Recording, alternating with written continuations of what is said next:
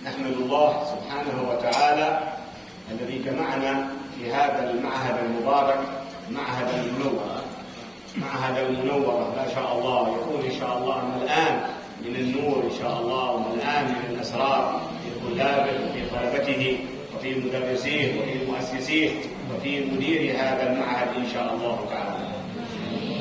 Alhamdulillah kita dikumpulkan oleh Allah Subhanahu wa taala di Pondok Al-Munawwarah, yaitu mudah-mudahan pondok ini sesuai dengan nama Munawwar. Munawwarah yaitu terang benderang, cahaya. Mudah-mudahan pondok kita ini dipenuhi dengan cahaya, dipenuhi dengan para gurunya, para santrinya.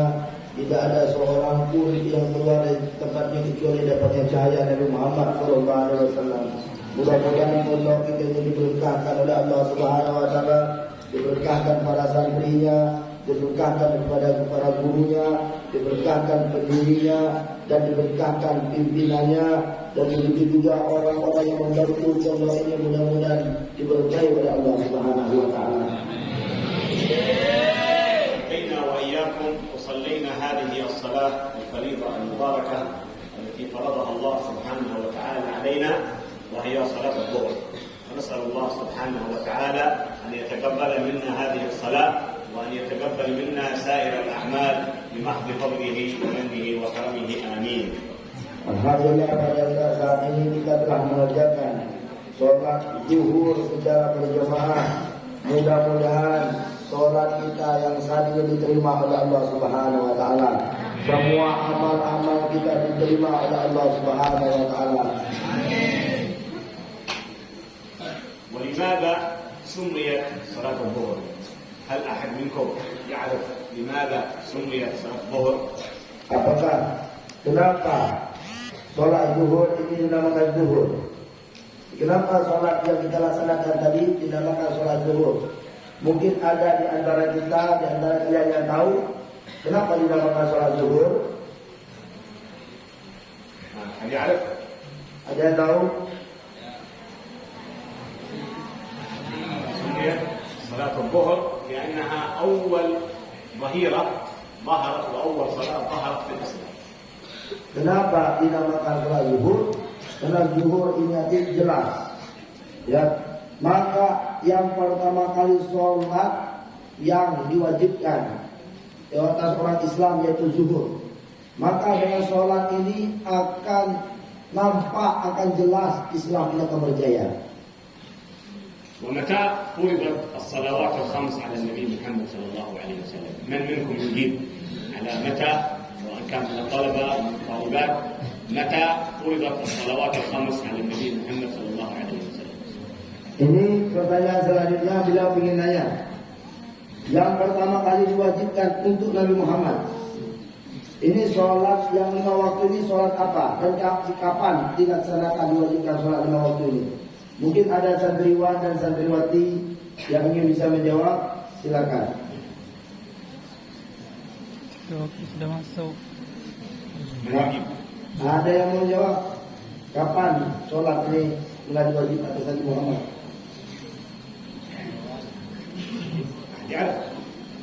Ada yang tahu? Yang jawab ke perhatian beliau ini, kalau salah. فرضت الصلوات الخمس على النبي محمد صلى الله عليه وسلم في ليلة الإسراء والمعراج في شهر رجب. هذا لمثل هذا شهر رجب، ليلة 27 من شهر رجب فرضت الصلوات الخمس على النبي محمد صلى الله عليه وسلم عندما صعد إلى ربه سبحانه وتعالى في السماء.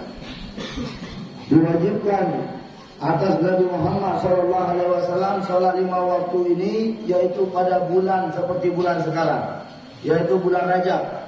Pada tanggal 27 Rajab maka diwajibkan sholat 5 waktu ini yang sering kita sebut yaitu ketika Nabi Muhammad SAW Isra dan Mi'raj.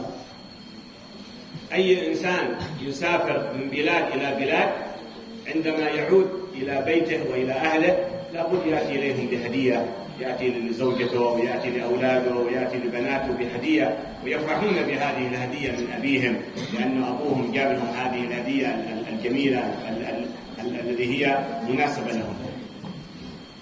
Ya, kita ini kalau datang dengan orang tua kita dari jauh, kita bawa orang tua kita pergi jauh, terus datang ke tempat kita, pasti orang tua kita ini memberi hadiah. Kenapa? Karena orang tua kita ini sayang, cinta kepada kita. Maka kalau dia berpergian, kemanapun dia pergi, tetap ingin memberi hadiah. Ya, karena dia sayang dengan seseorang tadi. ونبينا محمد صلى الله عليه وسلم لما صعد إلى السماوات السبع ورأى ربه وفرض عليه هذه الخمس صلوات، كانت هذه الخمس الصلوات صبح ظهر عصر مغرب عشاء هذه هدية لنا من الله سبحانه وتعالى جاء بها النبي محمد صلى الله عليه وسلم، فصارت أعظم هدية تهدى لأمة النبي محمد هي هذه الخمس صلوات. Maka ketika Rasulullah SAW Isra Mi'raj naik ke langit sampai ke Sidratul Muntaha, Allah Subhanahu wa taala cinta kepada Nabi Muhammad SAW. Setiap orang cinta ini pasti ingin beri hadiah. Itu beda. Kalau kita cinta pasti ingin beri hadiah. Maka Allah Subhanahu wa taala cinta kepada Nabi Muhammad, Allah berikan hadiah kepada Nabi Muhammad, yaitu sholat 5 waktu. Maka tidak ada yang paling besar yang Allah berikan kepada umatnya Nabi Muhammad SAW, melainkan yaitu sholat 5 waktu. Karena ini hadiah langsung dari Allah Subhanahu wa taala. وهذه الصلوات الخمس هي مكفرة للذنوب. النبي محمد صلى الله عليه وسلم لما سأله بعض الصحابة وقال للصحابة الكرام: إذا كان هناك نهر بجنب بيت أحدكم كل يوم يغتسل منه 5 مرات في اليوم، هل يبقى في بدنه شيء من الدرن والوسخ؟ قالوا: لا يا رسول الله. قال: كذلكم الصلوات الخمس إذا أداها الإنسان بالمحافظة عليها في جماعة في تكبيرة الإحرام بخشوع وحضور كانت مغفرة لخطاياه وذنوبه كلها. Nabi Muhammad SAW pernah bersabda, kata Nabi Muhammad, kalau ada seseorang mempunyai sungai di samping rumahnya atau kolam renang yang ada di samping rumahnya, setiap hari dia mandi 5 kali. Setiap hari mandi 5 kali. Kira-kira yang sering mandi baru selesai mandi, setelah berapa lama lagi mandi lagi, setelah itu baru kotor lagi, mandi lagi, kotor lagi, mandi lagi. 5 kali dalam sehari mandi. Apakah ada kotor yang ada di badan? Maka kata Nabi Muhammad SAW, begitu juga orang yang sholat. Kalau dia jaga sholat 5 waktu ini, maka Allah Subhanahu wa taala akan menghapus segala dosanya. Maka termasuk sholat 5 waktu ini, yaitu termasuk mengampunkan, menghapus dosa-dosa kita.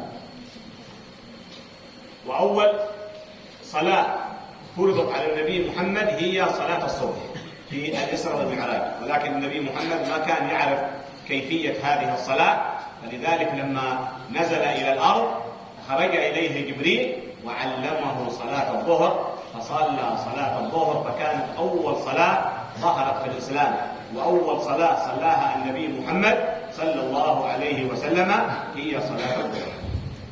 Jadi sholat yang pertama kali diwajibkan oleh Allah kepada Nabi Muhammad yaitu sholat subuh. Pertama kali diwajibkan sholat subuh.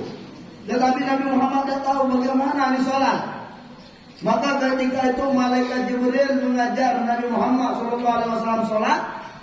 Dan ketika itu Nabi Muhammad pertama kali yang dilakukan oleh Nabi Muhammad sholat, ketika selesai dari Isra Mi'raj, yaitu sholat zuhur. Jadi kalau orang sholat zuhur, maka dinamakan zuhur tadi karena Islam ini akan berjaya, akan jelas, akan nampak berkat sholat. Maka dinamakan zuhur dikarenakan pertama kali sholat yang dilakukan oleh Nabi Muhammad yaitu sholat zuhur.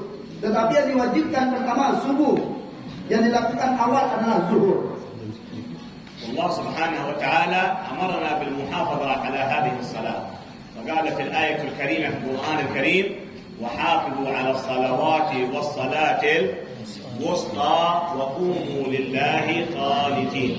المحافظة على الصلاة ليس أن يصليها الإنسان فقط، وإنما المحافظة على الصلاة أن تكون في جماعة، محافظة على الصلاة أن يدرك الإنسان فيها تكبيرة الإحرام مع الإمام.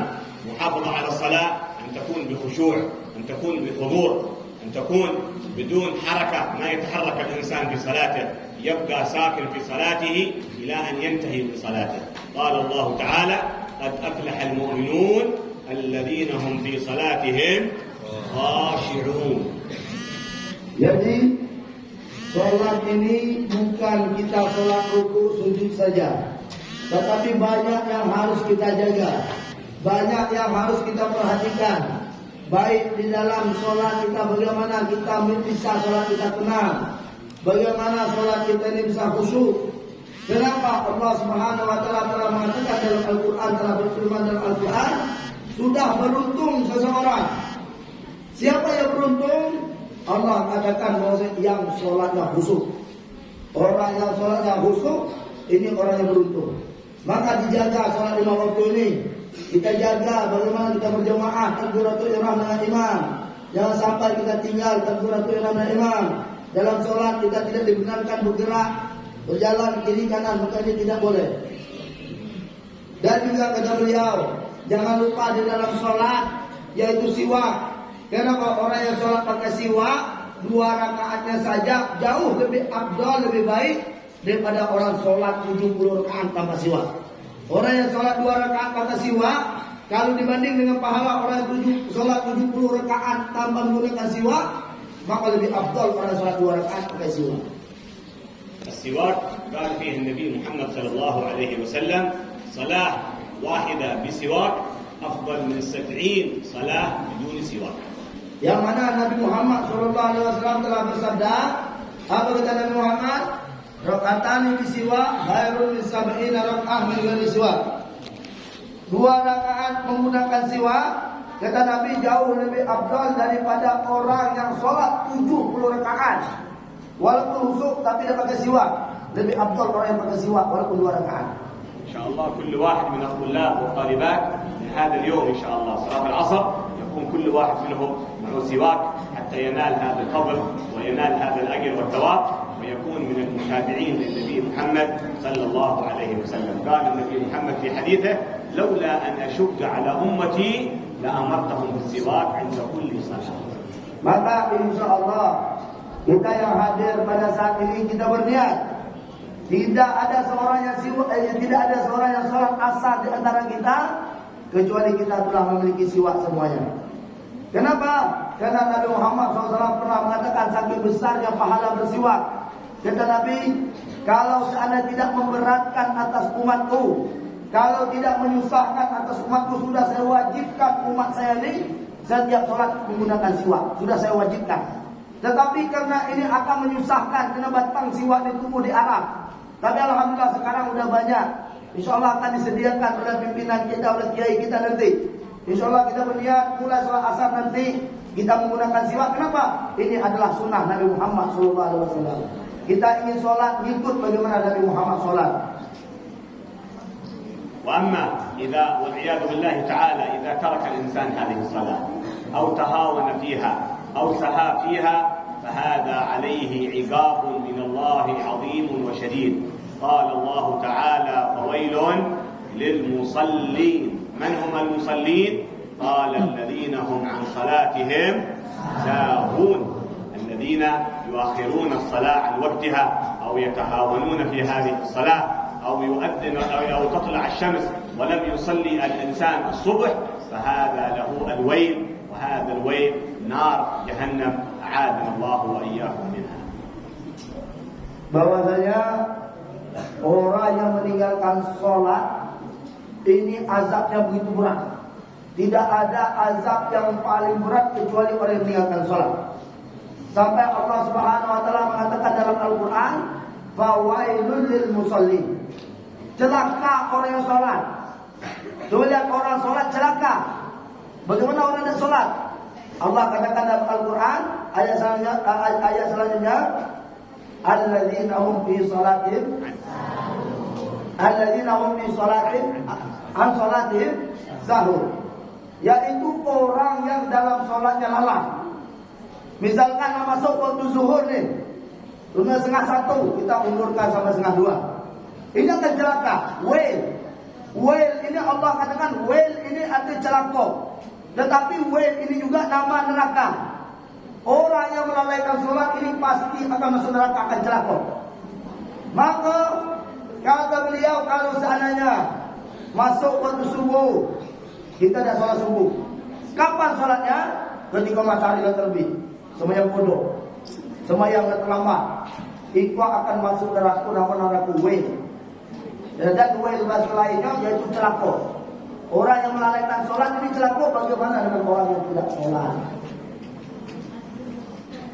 كان في زمن التابعين هذول التابعين بعد الصحابة الذين أخذوا علمهم عن الصحابة يقال لهم من التابعين. هذا اسمه مالك بن دينار. هذا مالك بن دينار كان في بداية حياته يترك الصلاة، ما يصلي ويشرب هذا الخمر والعياذ بالله تعالى ويرتكب كثير من المعاصي، حتى بعد ذلك تزوج على امرأة وجاءت له ببنت، سمى هذه البنت فاطمة، وكان يحب هذه البنت محبة شديدة، وزوجته توفاه الله سبحانه وتعالى بعدما جاءت بهذه البنت، فكان يحب هذه البنت محبة شديدة وعميقة حتى كبرت هذه البنت وصارت تمشي وصارت في سنتين. وبعد ذلك كان لما يريد أن يشرب الخمر في البيت تأتي إليه هذه البنت وتبعد منه هذا الخمر ولم تجعله يشرب الخمر في البيت، فصار يشرب الخمر خارجا. Diceritakan dahulu di zaman tabi'in, tapi ada yang mengatakan zaman sahabat, tapi yang paling masyhur, paling terkenal itu Malik bin Dinar. Ini hidup di zaman tabi'in. Malik bin Dinar ini orang yang tidak sholat. Bukan tidak sholat saja, dia minum khamar, minum tuak, kalau bahasa tuak, yang minum ciper, kalau bahasa kami, minum minuman keras, minuman yang dilarang. Selain tidak sholat, minuman khamar dan dosa-dosa yang lain. Mudah-mudahan Allah jauhkan pada kita. Alhamdulillah. Setelah itu orang Malik bin Dinar ini tadi menikah dengan seorang perempuan. Ketika menikah dengan seorang perempuan, punya anak satu orang bernama Fatimah. Diberikan namanya walaupun dia jahat, minum khamar lain sebagainya, tetapi dia menamakan anaknya sama dengan anak Nabi Muhammad SAW, itu Fatimah. Setelah dinamakan Fatimah, dapat anak, istrinya meninggal. Sampai anaknya usia 2 tahun, yang biasanya minum khamar. Ketika dia mau minum, datang anaknya. Ketika datang anaknya berhenti minum. Ketika mau minum lagi, mencari, ternyata anaknya datang. Malu dengan anaknya, dan jadi lagi minum. وبعد أيام فإذا بهذه البنت فاطمة تمرض، تجيها شيء من الأمراض، من الحمى والتعب، وصارت كل يوم تتعب في مرضها حتى توفاها الله سبحانه وتعالى. فبكى على بنته، بكاء شديدا وحزنا على هذه البنت التي افتقدها، ولكنه لم يبطل شرب الخمر ولم يبطل تلك الصلاة، استمر على هذا الحال. Kata beliau, anak yang paling beliau cinta tadi yang Fatimah, kemana-mana dibawa, mau pergi berdua, paling dia cinta karena cuma satu orang anak ini. Ketika itu anak ini jatuh sakit. Ketika anaknya Fatimah jatuh sakit, dia sedih sampailah anaknya meninggal dunia. Tetapi ketika dia meninggal dunia, dia terus melakukan sholat dan sebagainya, tidak berhenti. Tetapi dia merasakan sedih yang sangat sedih karena cuma satu-satunya anaknya, dan sedangkan istrinya telah meninggal dunia. ففي ليلة من الليالي عاد من شرب الخمر ودخل إلى بيته وقد كان عليه غلبة النوم ولم يصلي العشاء، فرمى بنفسه فوق الفراش ونام في هذه الليلة وهو على هذه المعصية شرب الخمر، وكذلك لم يصلي صلاة العشاء. Maka pada waktu itu karena sedih anaknya telah meninggal, akhirnya kepikir untuk menenangkan dirinya itu mikir lagi khamar, minuman keras tadi. Ketika memikir itu akhirnya minum khamar, dan pada waktu itu dia belum sholat isya. Karena mabuk akhir tertidur di atas kasur dalam keadaan dia belum melaksanakan sholat isya. فلما كان نائما رأى رؤيا في المنام. النبي صلى الله عليه وسلم يقول ذهبت النبوة وبقيت المبشرات. قالوا يا رسول الله ما المبشرات؟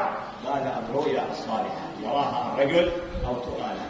ولكن هذا الرجل رأى رؤيا قلبت حياته من المعصية إلى الطاعة ومن ترك الصلاة إلى الصلاة ومن الظلمة إلى النور ومن الغفلة إلى الذكر.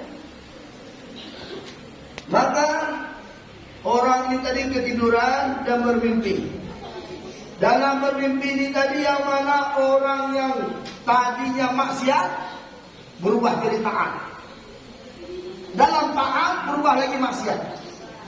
Maka melihat hal seperti ini, setelah melihat hal dia bermimpi dalam mimpinya, kenapa mimpi dengan orang soleh atau mimpi yang baik ini, ya termasuk dari salah satu yang disebut beliau tadi yaitu mubasyirah.